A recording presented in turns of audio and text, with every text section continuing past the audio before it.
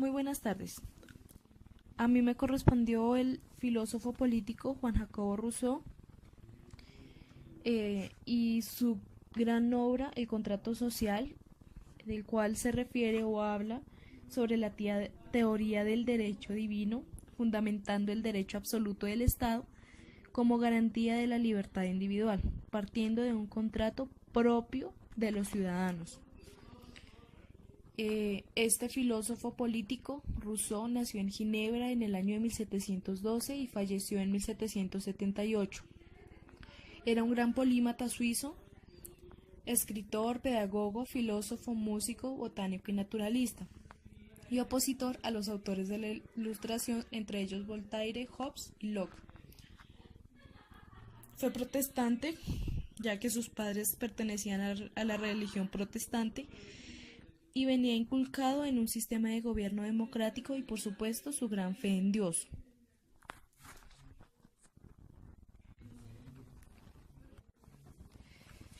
A sus 16 años se fue de Ginebra a Saboya con vagabunderías y holgazanerías y con un sentimiento viviente del romanticismo. Significaba el conocimiento basado en experiencias y no en lectura o razón.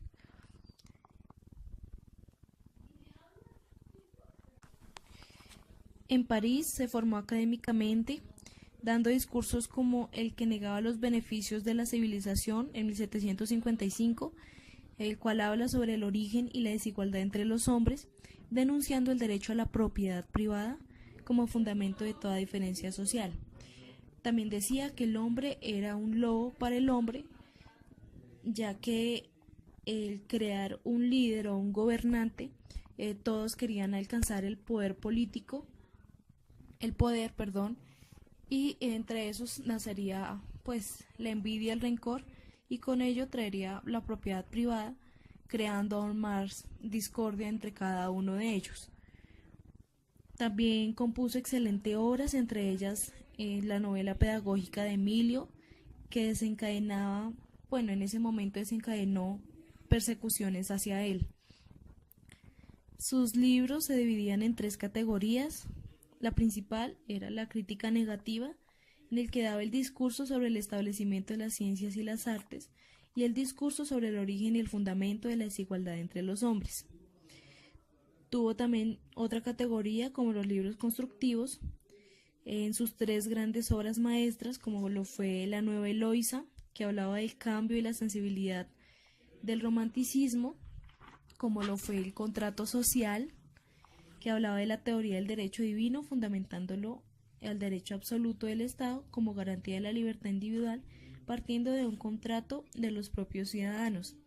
Y por último, Emilio, que habla de los métodos de evolución humana y de la conquista del mundo desde los sentidos hasta el intelecto. Desconfiaba también mucho en el racionalismo extremo y, como lo decía anteriormente, su gran obra maestra, El Contrato Social, que hablaba como garantía de cómo es posible obedecer sin perder la libertad, conjugando la política y la ética, lo público y lo privado, y por último, el derecho y la moral. Rousseau tenía gran bases en el filósofo Maquiavelo, con su obra El Príncipe, y de La Boétie en la época del renacentismo. Tomaba los problemas planteados por cada uno de los dos pensadores, como lo fue la ingeniería política y la libertad. Tiene distinción entre el ser y el deber ser. Hablaba mucho sobre el estado de naturaleza, sometiendo a dogmas como los de Tucídides, caracterizado por el raciocinio extremo. Más tarde fue el precursor del romanticismo y fue criticado también por el progresismo moderno racionalista e individualista.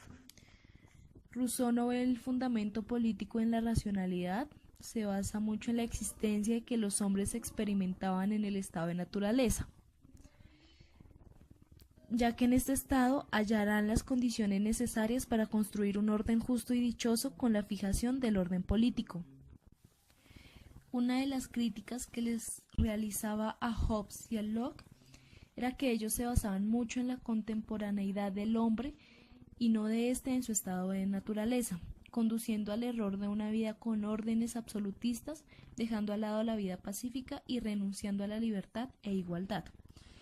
Para centralizar este pensamiento natural, dice que debe abordar una metodología. Esta metodología consiste en conocer al hombre tal cual es. Este debe ser despojado de todo aquello que adquirió durante lo largo de su vida. Una de sus frases es que el hombre por naturaleza es solitario, no es social. Sin propiedad, sin moral, sin familia y sin razón.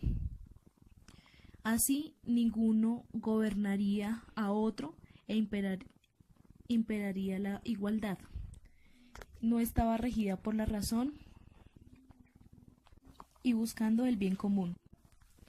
Para finalizar, él decía que sin propiedad no hay guerras. También era moralista. Para Rousseau, la unión moral del cuerpo político era la voluntad general que lograba que prevaleciera el bien común sobre los intereses particulares. Este sería el paradigma más importante para crear o generar una conducta política buena y estable. Muchas gracias, espero que este pequeño resumen de Rousseau hubiera sido concreto y claro.